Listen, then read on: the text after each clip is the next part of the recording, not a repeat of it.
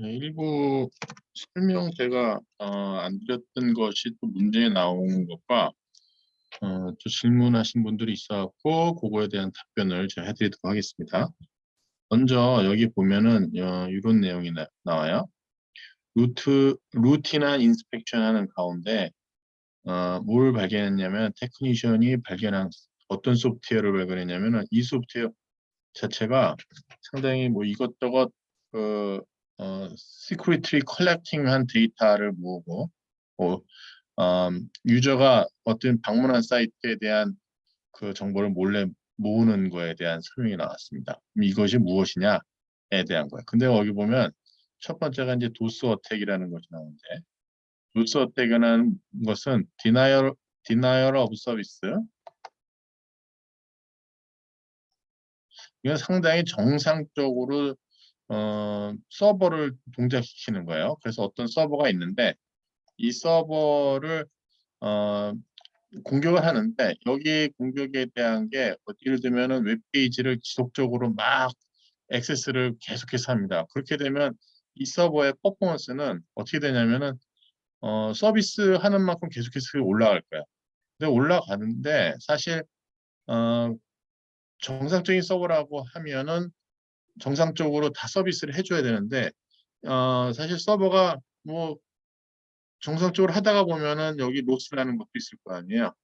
그런데 정상적으로 이 서비스 서버를 사용하고자 하는데 이 퍼포먼스가 뚝 떨어지는 거예요. 사용자가 워낙 많으니까.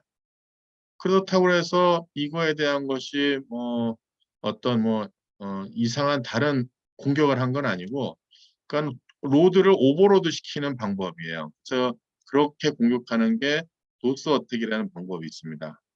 또 한 가지 있는 게 뭐냐면 이거의 답은 이제 스파이웨어가 되겠습니다. 스파이입니다. 스파이입니다. 어떤 소프트웨어인데 스파이웨어로 내 PC에 누군가가 스파이웨어를 심어 놓은 거죠. 살짝. 그러고 난 다음에 여기 보게 되면 이 사용자에 대한 여러 가지에 대한 정보를 이제 모으고 있는 겁니다. 스파이웨어라고 해서 그 다음에 이걸 이제 보내게 되면 이제 문제가 됐지만 스파이웨어는 이제 모으기만 하는 거.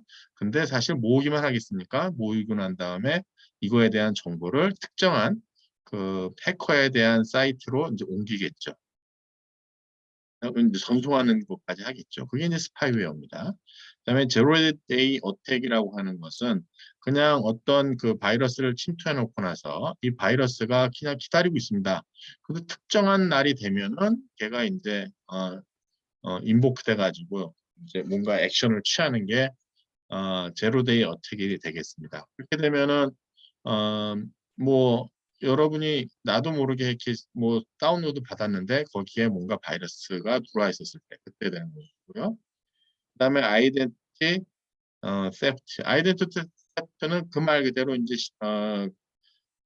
신분 도용이에요. 신분 도용.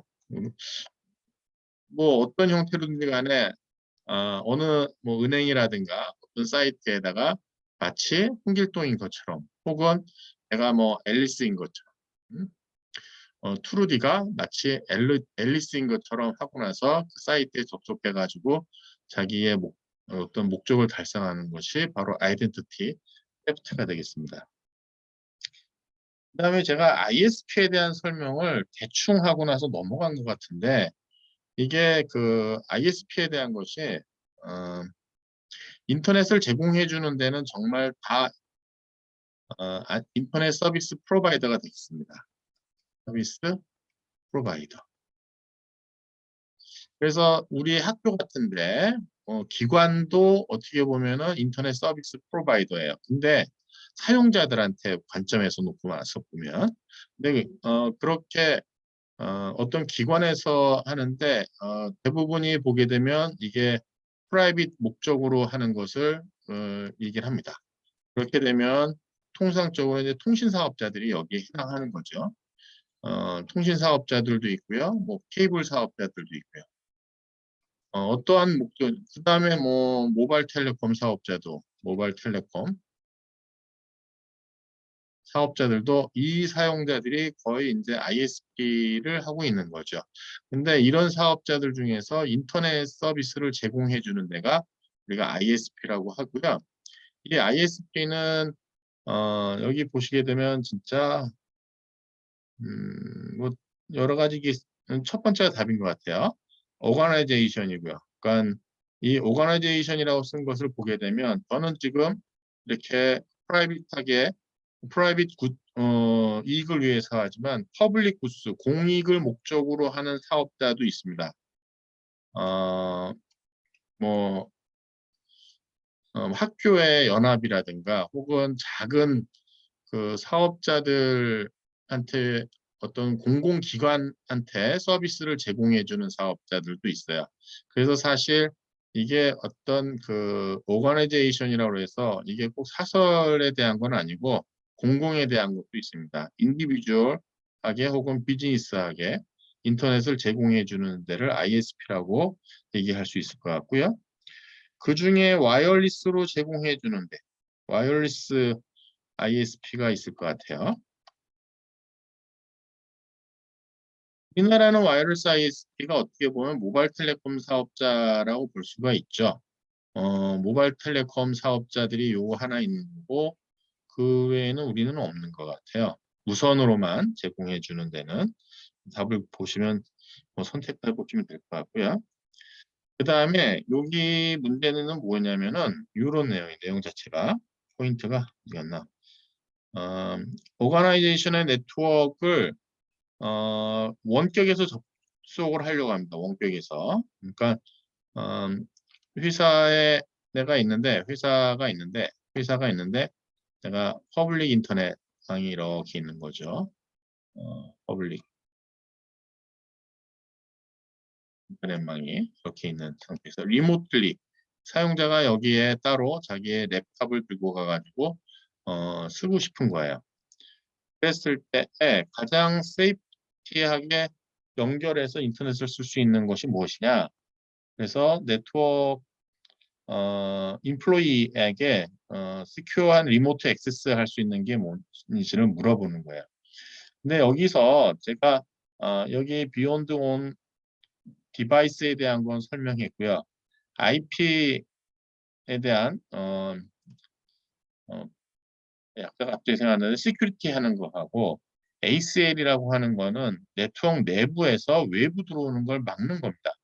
요 두 가지에 대한 거는 보게 되면 자기 인터널 네트워크를 여기에 대한 걸 보호하는 거야. 인터널 네트워크를 여기 외부에서 들어오는 거에 대한 것을 막기 위해서 IPS 시스템 설치하거나 혹은 특정 장치에 여기에는 액세스할 수 있는 컨트롤 리스트에 대한 걸 둬가지고 접근할 수 있는 걸 필터링하는 방법이에요. 근데 VPN은 어떤 거냐면 버추얼 프라이빗 네트워크예요. 버추얼 프라이빗 네트워크.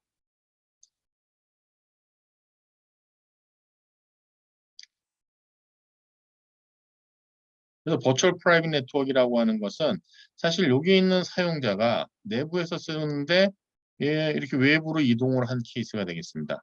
외부로 이동했기 때문에 요 내부가 요 외부에 나가 있는 여기에다가 터널이라고 하는 기술을 씁니다. 터널링 기법을 써요. 터널링 기법을. 터널링을 하게 되면은 사실 요 내부에 있는 장치가 마치 외부에 있는 것처럼 보여지게 돼요. 터널링이라는 기법이.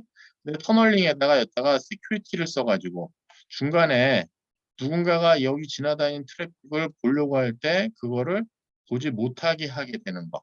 그러니까 터널링하고 시큐리티를 같이 해서 만들어주신 기술이 버추얼 프라이빗 네트워크 기술입니다. 그래서 퍼블릭 도메인 상에서 버추얼 네트워크인 것처럼 보여주는 서비스가 VPN 서비스가 됩니다. 그다음에 저는 이거 저도 틀렸어요. 저도 이게 뭐지 하고 나서 이제 봤었던 문제인데 답을 보고 나서 알았습니다. 이게 문제는 뭐였었냐면은 집에 있는 사용자가 집에 있는 사용자가 온라인 쇼핑을 할 때 이 네트워크가 어떤 타입에 맞겠느냐를 물어보는 거예요.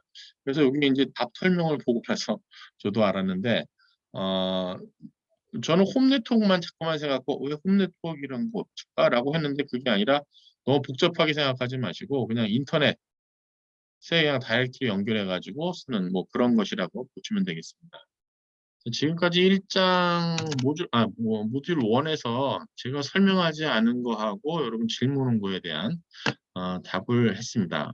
요걸 참고로 해서 나머지 충실히 공부하기 바라겠습니다.